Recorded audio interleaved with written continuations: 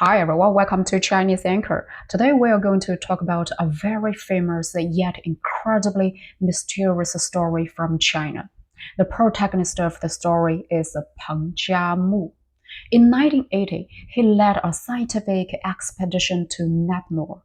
But what's truly strange is that he disappeared without a trace there. Rumors spread that he entered another dimension, discovered a mysterious artifact called the double Fish Jade Pendant, capable of replicating any living organism, was even rumored to have been killed by their own teammates, or possibly fled abroad with supremely important scientific research findings. In short, the stories surrounding Peng are incredibly peculiar in China. Let's start with an introduction to Peng Jiamu to detail the specifics of the event.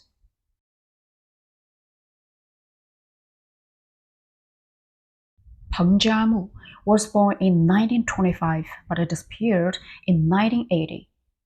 And he was a famous Chinese biochemist and a plant virologist.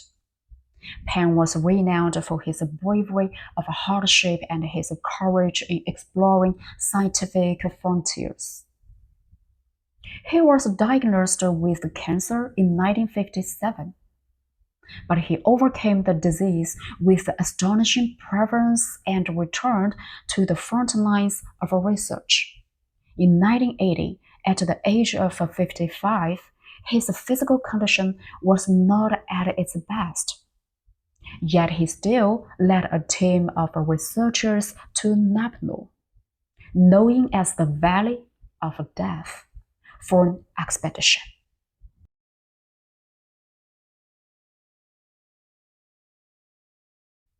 Peng led the expedition team into Lop Nur with several main scientific objectives: comprehensive scientific survey, to conduct a multidisciplinary comprehensive survey of the Lop Nur Basin, to fill research gaps in the region, resource investigation, to focus on investigation mineral resources, especially potash in the Nepal area, providing a basis for future resource development, pioneering a new road, to attempt to pioneer a new north-south road crossing the heart of Nepal Lake, accumulating experience for future scientific activities. Specimen collection, to collect virus specimens, particularly plant virus specimens, which was Peng's field of expertise. Overall, this was a scientific expedition with significant scientific value and pioneering significance.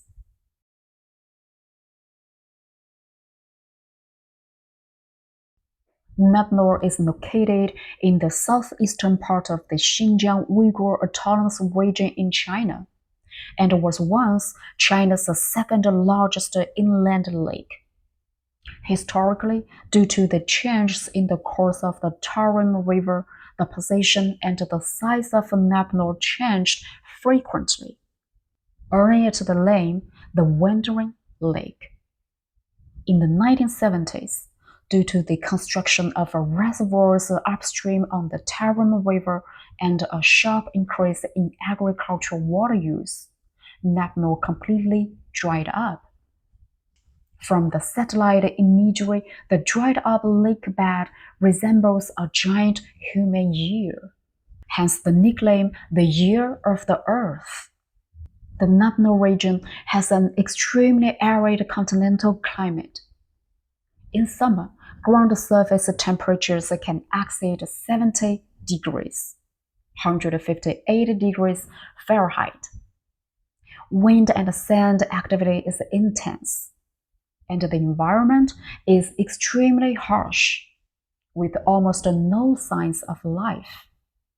Thus the name, the Sea of Death, and the disappearance of Peng collectively contribute to Lop Nur's image as a mysterious and dangerous place.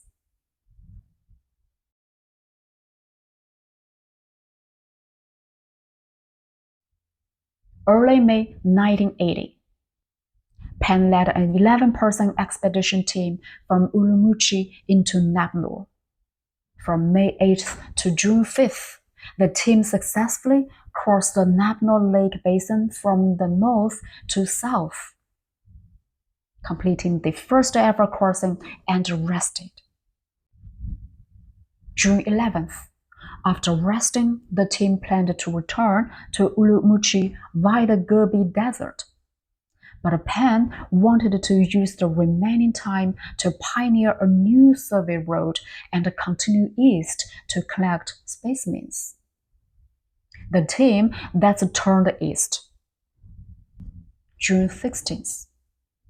The expedition vehicles reached the area near the eastern shore of Lop Nur. At this point, the fleet was running critically low on fuel and drinking water, becoming stranded. Evening, June 16th.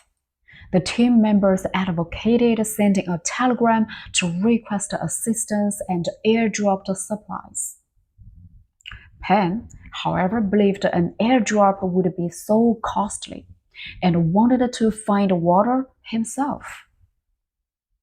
According to team members' recollections, they had previously found reeds in the old riverbed of the Shula River, speculating there might be groundwater below. However, other team members felt requesting direct rescue was safer, leading to an argument between Peng and the team. Early morning, June 17th. The expedition team ultimately sent a distress telegram. The base replied, agreeing to rescue and requesting their precise coordinates. 9 a.m. June 17th. A team member found a note inside the jeep Peng usually wrote in. It was written in pencil.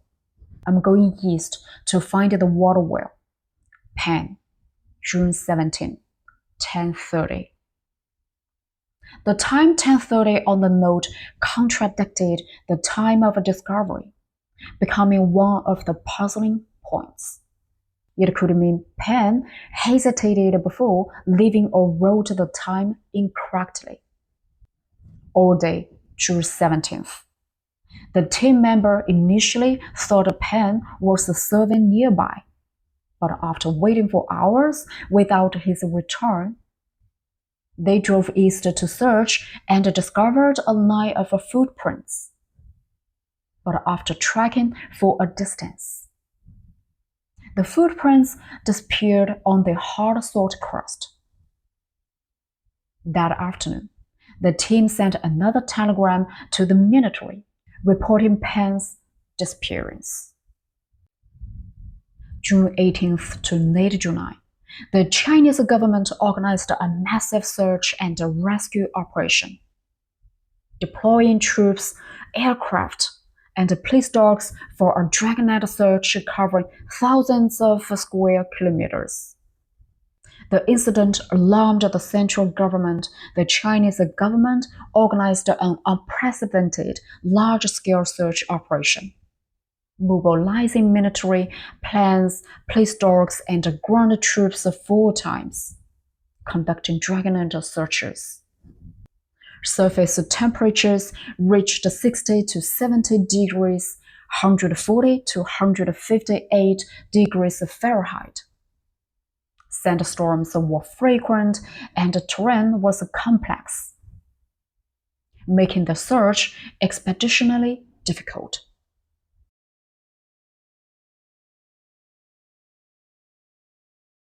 Not far from where the footprints vanished, searchers found an impression in the ground as if someone had sat down next to a candy wrapper for a Shanghai brand of coconut candy which Peng was known to enjoy. It was the last physical object found related to him. But beyond this, there were no other leads. Search terminated. After over a month of a massive, large-scale searching, no trace of Peng's body or any other clues were found. In late July 1980, the authorities declared the search a failure, inferring that Peng, burdened with cancer, went out to find water in a harsh environment, became physically exhausted, was buried by strong winds and sand, and died a martyr. In 1981, the Shanghai municipal government awarded him the title Revolutionary Martyr. But Peng's disappearance became a complete mystery.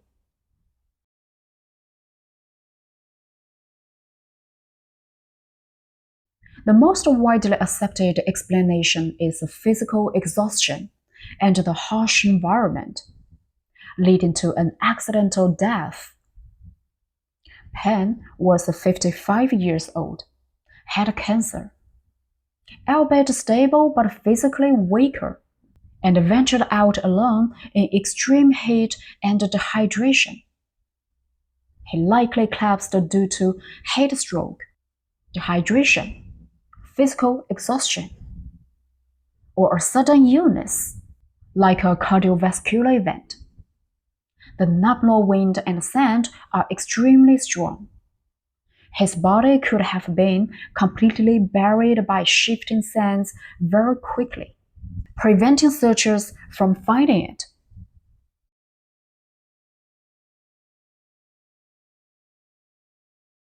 Legend says Peng's team wasn't looking for plant viruses, but discovered a device with magical power in an ancient room in Lop Nur. The Fish Jade Pendant. What is it? According to legend, it wasn't an actual jade pendant, but a supernatural instrument left by an alien or prehistorical civilization. Its core function was replication. It said it could perfectly replicate any living creature, even humans. Reportedly, researchers experimented with a fish, and the pendant instantly replicated an identical fish. Hence the name Fish Jade Pendant. That's Peng didn't disappear. He was either replicated or entered another dimension due to an experimental accident.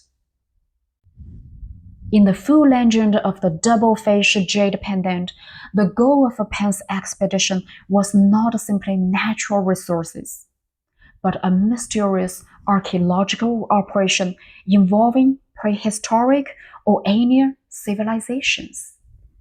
The legend claims this ancient site was located in a hidden spot somewhere in the center of the dried Lop Nur. Due to the complex terrain and shifting sands, this site might have only been briefly exposed under specific weather conditions. Accidentally discovered by the expedition, the entrance was concealed, possibly buried under shifting sand, a downward staircase or passage, not a surface structure. Its construction materials and style were unlikely any known civilization on Earth. The walls might be made of some unknown metal or smooth, mirror-like black stone, engraved with unreadable strange symbols and patterns. The internal construction was complex. Inside was like a maze with intricate passages and chambers. The air was dry and cold, contrasting sharply with the desert heat outside, as if it had an independent life support system. The Fish Jade Pendant device was allegedly housed in a core chamber deep within its room. This chamber might be a circular hall with the device often described as a stone platform or a mantle pedestal supporting a glowing crystal or jade structure, the pendant itself. Furthermore, the room might have unknowing guarding mechanisms or curses, such as infrasound causing mental breakdown, deadly bacteria or viruses, a tenuous link to Peng's expertise as a biochemist, or triggering collapse upon touching mechanisms. Peng's disappearance is directly linked to the double Fish Jade Pendant. One version says he himself was replicated, causing chaos with the two pens. Another says he experienced an uncontrollable accident during research.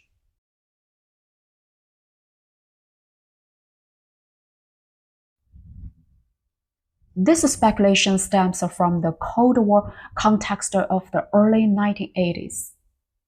It says that Peng, as a top scientist, might have possessed important intelligence or specimens. Foreign agents infiltrated Lop Nur and abducted him abroad to obtain his scientific findings. Alternatively, he might have encountered enemy agents or spies while searching for water and was killed to silence him. This theory had some traction in the political environment of the time. However, the extreme environment of Lop Nur makes it highly unlikely that outsiders could infiltrate and precisely locate a mobile expedition team. If an abduction or shootout occurred, it would be impossible not to leave traces, which the search teams did not find.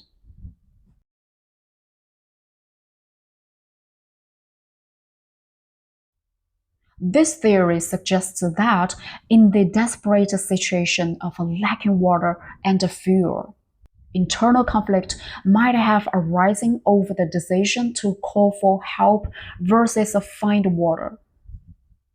Peng, as the leader, might have provoked strong resentment from other team members due to his stubborn insistence, leading to a physical altercation. For example, a push causing him to hit his head on a hard object and die. To cover up the truth, the team members conspired to fabricate the went out to find water scene. This theory also lacks direct evidence. All team members' accounts were consistent, and they all showed great anxiety and actively participated in the search after Peng's disappearance. If there was a conspiracy maintaining a perfect, consistent story among more than 10 people under prolonged high-pressure investigation and search would be extremely difficult.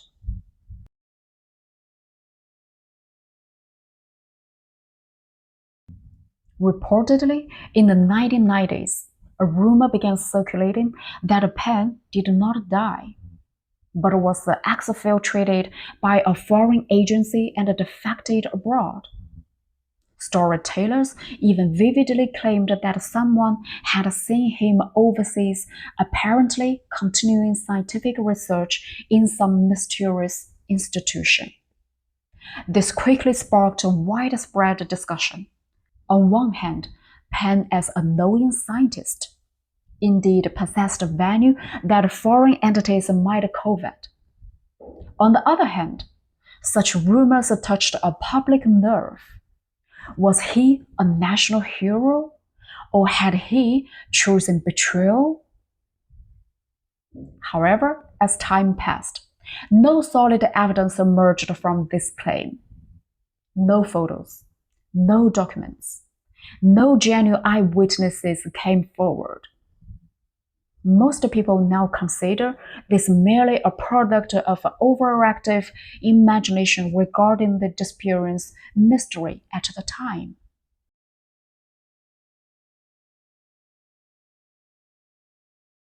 Contradictory note time. The time written on the note was 10:30, but the note was found at 9 a.m. What does this time difference mean? A 1.5-hour discrepancy suggests the note was written even earlier. As a scientist, Peng would have been precise. He wouldn't make such a large time error. Whether it was 9 a.m. or 10:30 a.m., everyone would likely be awake. Why leave a note instead of informing the team face-to-face before going to find water? Could it really be that the team had a physical conflict with Peng, resulting in his death, and then they forged the note? Even if this theory holds, why fabricate a time when everyone was awake? And why discover the note earlier, making it more complicated? The logic seems inconsistent no matter how you think about it.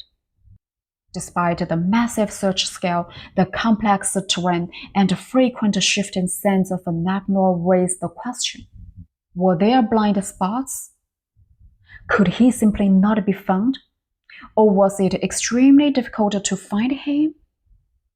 Knowing his own physical condition made venturing out extremely dangerous, especially while dehydrated. Why did he still insist on going alone? Wasn't he worried about being affected by the heat? Collapsing from exhaustion before even walking 1 kilometer? Were there other unknown reasons at the time? Aside from the candy wrapper and the sitting impression, no other personal items were found, like a water canteen, glasses, clothing fragments, which seems somewhere illogical.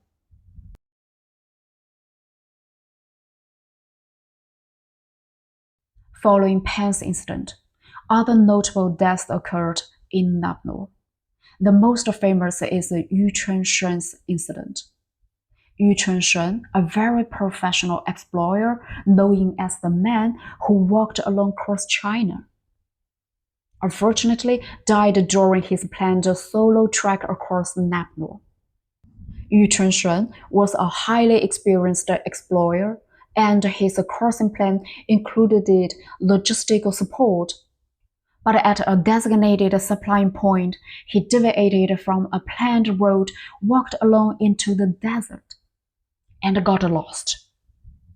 The weather changed abruptly. He encountered real bad weather, for example, the high temperature and sandstorm, when he died. But with his experience, he should have been able to cope, yet he still tragically passed away. The puzzle point is, why did he deviate from the planned route? Even more incredible is that his death location was not far from where Peng disappeared. And the time was similar, both in June. However, Yu Chunshen's body was found, and the cause of death was clear: acute dehydration leading to multiple organ failure in a high-temperature environment. Therefore, his death is viewed more as a tragedy caused by extremely weather and possible errors in judgment. It's a mystery far lower than Peng's complete vanishing act. Alright folks, thanks for watching. If you enjoyed the video, don't forget to like and subscribe for more stories from China. See you next time. Bye.